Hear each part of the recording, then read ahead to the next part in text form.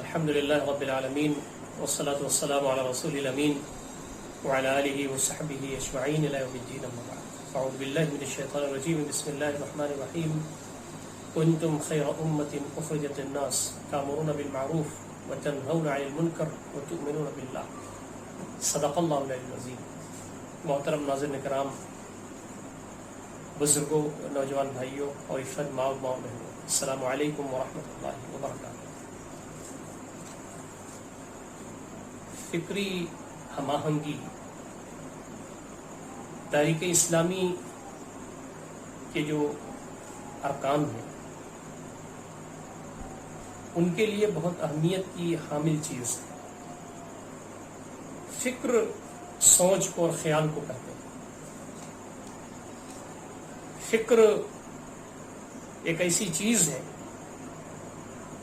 جو انسان کا رخ متعین کرتی ہے کہ اسے کس طرف جانا ہے۔ فکر سے آدمی کا جو دنیا کا پروگرام ہے، دنیا کا جو مقصد ہے اور جو آخرت کا مقصد ہے، وہ اس کے فکر سے واضح ہو جاتا ہے۔ اور جو فکر ہے، انسان کی جو فکر ہے، سوجھ بوجھ ہے، اس کے جو خیالات ہیں، افکار ہیں، نظریات ہیں، اس کے بنانے میں بڑا رول مذہب کا ہوتا ہے۔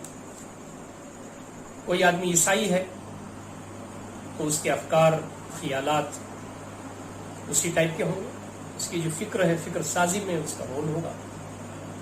کوئی ہندو مذہب کا ماننے والا ہے، کوئی بدھ مذہب کا ماننے والا ہے، تو ایک بڑا رول آدمی کے فکر سازی میں مذہب کا ہے۔ دوسرا بڑا رول اس کے کلچر کا ہے، اس کی تہذیب کا ہے۔ آدمی کی تہذیب جیسے ہو، اس کا رہن سہن جیسے ہو، اس کا کلچر جیسے ہو، اس کی فکر پر اس کا اثر پڑتا ہے۔ طرز زندگی، بود و باش، آدمی زندگی گزارنے کی جو سطح ہے، زندگی گزارنے کی جو سطح ہے، جو طریقہ ہے، فکر پر اس کا بھی اثر پڑتا ہے۔ آپ اندازہ کریں، بہت سارے نظریات اور بہت سارے افکار دنیا میں پائے جاتے ہیں، اور آدمی جب ان سے متاثر ہوتا ہے تو اس کی فکر اسی انداز سے بنتی ہے۔ سیکولرزم بہت بڑا نظریہ ہے۔ تو آدمی کی اگر سوچ بن جائے ویسی، اس کی فکر ویسی بن جائے تو اس کا علمبردار ہو جاتا ہے۔ کمیونزم، ہم اور آپ جانتے ہیں کہ کس انداز سے اس کے علمبردار کام کرتے ہیں، برین واش کرتے ہیں، آدمی کی فکر متاثر کرتے ہیں، اس کی فکر بناتے ہیں۔ کیپٹلزم، پوری دنیا میں غلغلہ ہے آج کیپٹلزم کا، سرمایہ دار نظام کا۔ اس کے جو علمبردار ہیں، اس کے جو ماننے والے ہیں، وہ اپنے پیروکاروں کی فکر کیسے بناتے ہیں، اور آدمی ان کے لٹریچر سے، پروگرام سے، ان کی تہذیب و کلچر سے، ان کے اصول سے، ان کے ضابطے سے واقف ہوتا جاتا ہے، اور اس میں اس کو دلچسپی ہوتی ہے، اس کی فکر اسی انداز سے بن جاتی ہے۔ ملحدین کی فکر، جو لوگ کسی بھی نظریے کو نہیں مانتے، نہ اللہ کو نہ رسول کو مانتے، کسی مذہب کو نہیں مانتے، ان کی بھی فکر سازی ہوتی ہے، اور ان کے بھی افکار و خیالات اس کے مطابق بنتے ہیں، وغیرہ وغیرہ۔ تو فکر جو ہے وہ آدمی کی سوچ، آدمی کے رویہ اور آدمی کے خیالات اور آدمی کا زندگی کا جو رخ ہے اس کا پتہ دیتا ہے۔ محترم ناظرین کرام، ہمیں یہ معلوم ہے کہ دین اسلام اللہ رب العزت کا پسندیدہ دین ہے۔ ان الدین عند اللہ الاسلام، دین، زندگی گزارنے کا جو طریقہ ہے وہ اللہ تعالیٰ کے نزدیک اسلامی ہے، یہ ہمیں معلوم ہے۔ وَمَن يَبْتَغِ غَيْرَ الْإِسْلَامِ دِينًا فَلَن يُقْبَلَ مِنْهُ وَفِي الْآخِرَةِ مِنَ الْخَاسِرِينَ، جو دین اسلام کے علاوہ کوئی طریقے زندگی چاہے گا تو وہ قابل قبول اللہ رب العزت کے نزدیک نہیں ہوگا، اور وہ خسارہ پانے والوں میں شامل ہے۔ ہمیں معلوم ہے، دین فطرت ہے، سچا اور پکا دین ہے۔ دین اسلام کے ماننے والے ہیں، یہ اگر واجبی قسم کے مسلمان ہیں، پشتینی مسلمان ہیں، گھر میں پیدا ہو گئے ہیں، تو ان کی جو فکر ہے وہ اسی انداز کی بنے گی. اور جو لوگ دین اسلام کو قبول کرتے ہیں عقل کے ساتھ، دل کے ساتھ، سمجھ بوجھ کر کے، ہر چیز پر جرح کر کے، تو ان کی جو فکر سازی ہے وہ زیادہ اچھی ہوگی. اللہ رب العزت نے انسان کو آنکھ دیا ہے، کان دیا ہے، ناک دیا ہے، دل و دماغ دیا ہے، زبان دیا ہے. یہ ساری چیزیں دے کر کے سمیع و بصیر بنا کر کے اس دنیا میں بھیجا ہے تاکہ وہ حق و باطل میں تمیز کر سکے، اپنی فکر صحیح بنائے، اپنی جو سوچ ہے، اپنے جو نظریات و خیالات ہیں وہ صحیح بنائے. اور ہمیں معلوم ہے کہ آدمی جب سوچتا ہے، غور کرتا ہے تو دین اسلام کی طرف آتا ہے، اس لیے کہ یہ دین فطری دین ہے، انسان کے نفسیات سے، اس کی فطرت سے قریب تر ہے. جماعت اسلامی ہند کی جو فکر ہے وہ دین اسلام کی فکر ہے. جماعت اسلامی جو تحریک قائم ہے، اس کا جو نظریہ ہے، اس کی جو سوچ ہے، اس کی جو فکر ہے، وہ اسلام کی فکر پر قائم ہے، اسلام کے نظریے پر قائم ہے. اور دین اسلام میں وہی شخص آگے بڑھتا ہے جس جو فکری اعتبار سے پختہ ہو. اس کائنات کا ایک ہی خالق ہو سکتا ہے، دو نہیں ہو سکتے. تو اس پر وہ مجھا ہوا ہو، عقل کے اعتبار سے، دلائل کے اعتبار سے پختہ ہو. آخرت آگے رہے گی، جیسے دنیا ہے، یہ دنیا خود تقاضا کرتی ہے کہ آخرت آئے. تو جو شخص اپنی عقل کا استعمال کرتا ہے، اپنے ذہن کا استعمال کرتا ہے، کتاب و سنت میں جو آرگومنٹس ہیں ان کو غور سے وہ دیکھتا ہے، سمجھتا ہے، تو اس کے فکر میں پختگی آتی ہے، کفر سے، شرک سے دور ہوتا ہے. دین اسلام کا خاصہ یہ ہے کہ آدمی کی فکر جتنی زیادہ پختہ ہوگی وہ کفر سے، شرک سے، مشتبہات سے وہ دور. تو اسلام کے ہم ماننے والے ہیں، اللہ کا کرم، اس کا احسان ہے، اسلام کے ماننے والے ہیں. اسلام کے بارے میں جتنا زیادہ ہماری معلومات ہوگی، اسلام کے بارے میں جتنا زیادہ ہم مطمئن ہوں گے، اتنی زیادہ ہماری فکر پختہ ہوگی. تحریک اسلامی کا ماننا یہ ہے کہ ہماری اساس، تحریک اسلامی کی اساس کتاب و سنت ہے، یہ دستور میں لکھا ہوا ہے. تو جتنا زیادہ ہم اپنے دین سے قریب ہوں گے، جتنا زیادہ ہم اپنے دین پر پختہ ہوں گے، اتنی زیادہ ہم جماعت کی چیزوں میں پختہ ہوں گے. جماعت کی جو چیز ہے، اجتماعیت کے ساتھ جو چیز برپا کی گئی ہے، جماعت اسلامی کا جو مقصد ہے، جماعت اسلامی کا جو نصب العین ہے، وہ کتاب و سنت کی روشنی میں بنا ہوا. ہم ایک ایسی اجتماعیت سے وابستہ ہیں جو اس زمین پر اللہ رب العزت کے نظام کو رائج کرنا چاہتی ہے، اس کی اشاعت چاہتی ہے، اللہ تعالیٰ کے دین کو اس زمین پر غالب کرنا چاہتی ہے. کون سا دین؟ جو قرآن میں موجود ہے، جو نبی اکرم صلی اللہ علیہ وسلم کی زندگی میں موجود ہے. تو آدمی جب کتاب و سنت کی تعلیمات میں پختہ ہوگا تو جماعت اسلامی میں پختہ ہوگا. تو اسی لیے یہ بات کہی گئی ہے کہ تحریک اسلامی کی جو فکر ہے وہ کوئی الگ سے نہیں ہے، وہ جماعت اسلامی کی جو فکر ہے وہ دین اسلام کی فکر ہے. جماعت اسلامی کی جو فکر ہے وہ دین اسلام کا نظریہ ہے، اس کی تعلیمات.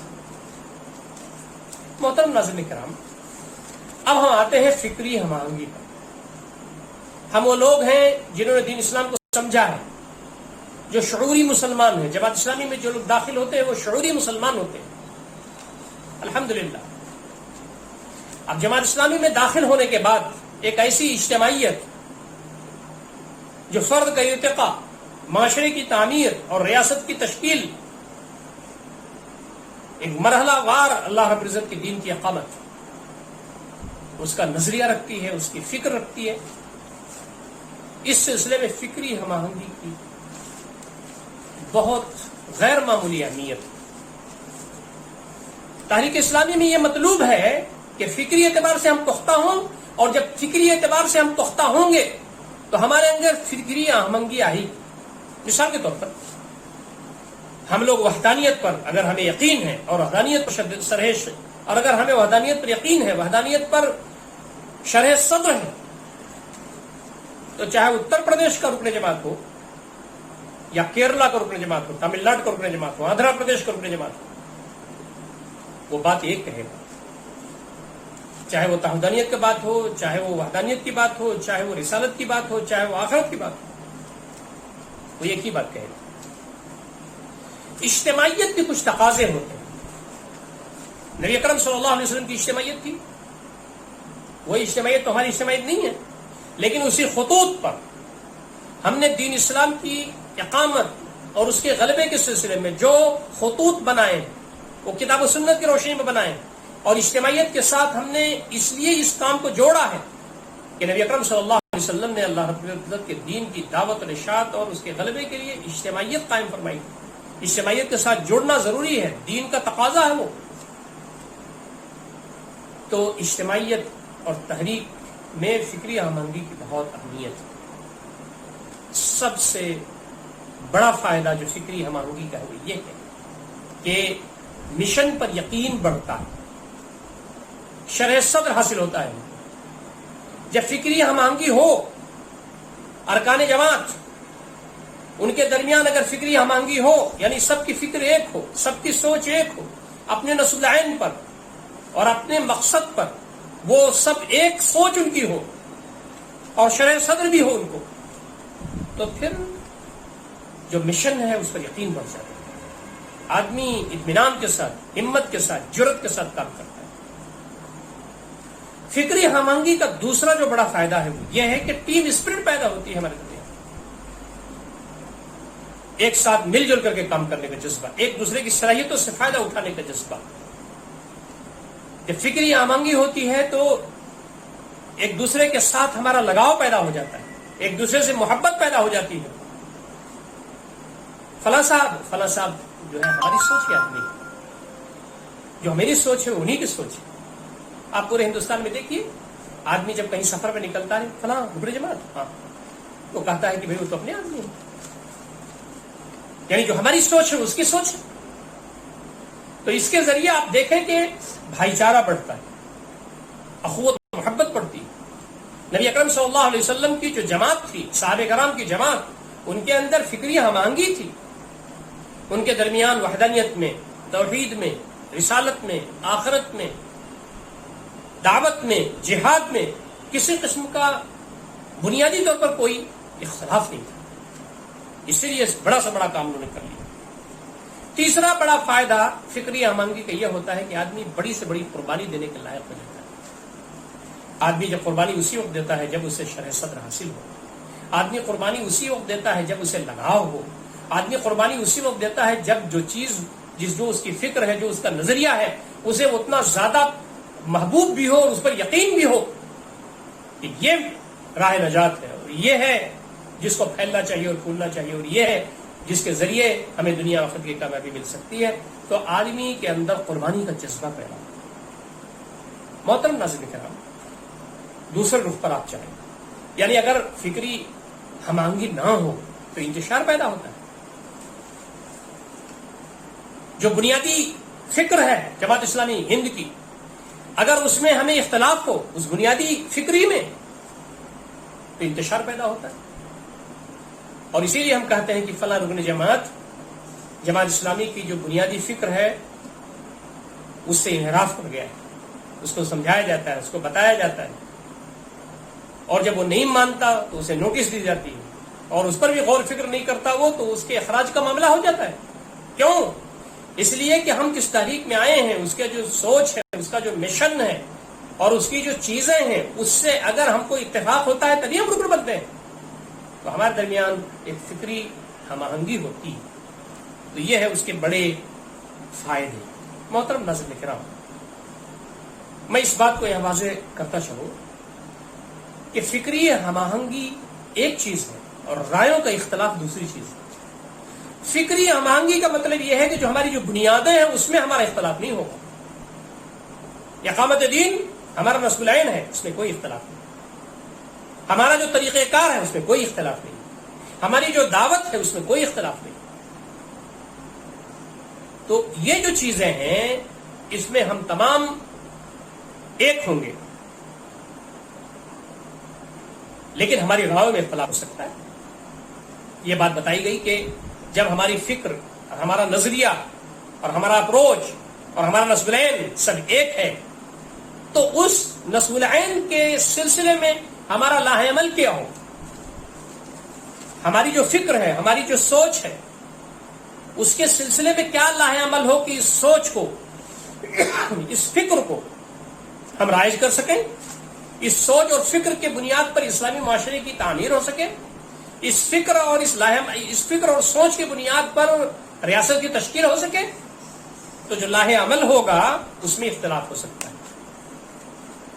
میری رائے کچھ ہو سکتی ہے، آپ کی رائے کچھ ہو سکتی ہے، اور کتاب و سنت میں اس کی گنجائش موجود ہے. نبی اکرم صلی اللہ علیہ وسلم کو اللہ رب العزت نے حکم دیا وَأَمْرُهُمْ شُورَى بَيْنَهُمْ، اور باقاعدہ حکم دے کے کہا وَشَاوِرْهُمْ فِي الْأَمْرِ، آپ ان سے معاملات میں مشورہ کیجیے. مومنین کا جو معاملہ ہوتا ہے وہ باہم مشورہ. محترم ناظرین کرام، فکری ہم آہنگی سے یہ بات ٹکراتی نہیں ہے کہ ہماری رائیں الگ ہوں. قرآن مجید میں کہا گیا ہے کہ شورائیت کی اہمیت ہے، وَأَمْرُهُمْ شُورَى بَيْنَهُمْ، اور نبی اکرم صلی اللہ علیہ وسلم کو کہا گیا ہے وَشَاوِرْهُمْ فِي الْأَمْرِ، آپ اپنے صحابہ سے معاملات میں مشورہ لیجیے، مشورہ کیا کیجیے. تو ہماری جو فکر ہے، ہمارا جو نظریہ ہے، اس کی ترویج کے لیے اور اس کو آگے بڑھانے کے لیے باہم مشورہ ہوگا تو اس میں رائوں کا اختلاف ہو سکتا ہے. رائوں کا اختلاف ہونا فکری ہم آہنگی کے خلاف نہیں ہے. فکری ہم آہنگی یہ ہے کہ ہم اپنے نظریے میں ایک ہوں، اپنی فکر میں ایک ہوں، اپنے نسب العین میں ایک ہوں، اور اپنا جو ہمارا مشن ہے اس میں ہم ایک ہوں. تو رائوں کا اختلاف یہ فکری ہم آہنگی کے خلاف نہیں ہے. محترم ناظرین کرام، ہماری ذمہ داری یہ بنتی ہے کہ ہم دیکھیں کہ فکری ہم آہنگی ہمارے درمیان پیدا کیسے ہوتی ہے. فکری ہم آہنگی ہمارے درمیان پیدا ہوگی قرآن مجید سے تعلق کو مضبوط کرنے میں. قرآن مجید سے ہمارا تعلق جتنا زیادہ گہرا ہوگا اتنی زیادہ ہمارے اندر فکری ہم آہنگی پیدا ہوگی. اسی لیے قرآن مجید کو پڑھنا، اس میں غور و فکر کرنا، اس کے مطابق اپنی زندگی کو ڈھالنا اور اس کے پیغام کو عام کرنا، قرآن مجید سے جتنی زیادہ ہمارا لگاؤ ہوگا ہمارے درمیان فکری ہم آہنگی اتنی زیادہ پیدا ہوگی. دوسری چیز ہے نبی اکرم صلی اللہ علیہ وسلم کی سیرت سے ہمارا لگاؤ جتنا ہوگا، آپ کی احادیث سے، آپ کی زندگی سے، آپ کے فرامین سے اور آپ کی زندگی کے ہر پل سے ہمارا جتنا لگاؤ ہوگا اتنا زیادہ ہمارے اندر فکری ہم آہنگی پیدا ہوگی. لٹریچر کا باریک بینی سے مطالعہ کرنے سے ہمارے درمیان فکری ہم آہنگی پیدا ہوگی.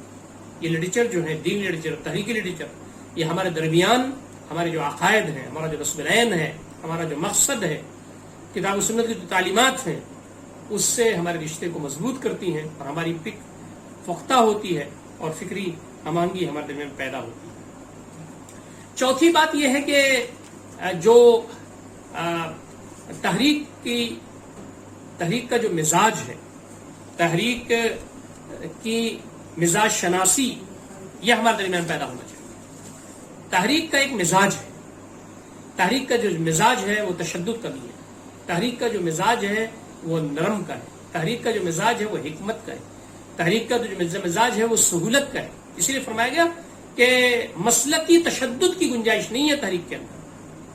جماعت اسلامی ہند میں حناف بھی موجود ہیں، جماعت اسلامی ہند میں شوافی بھی موجود ہیں، جماعت اسلامی ہند میں اہل حدیث بھی موجود ہیں. سب اپنے مسلک پر رہتے ہوئے ہیں.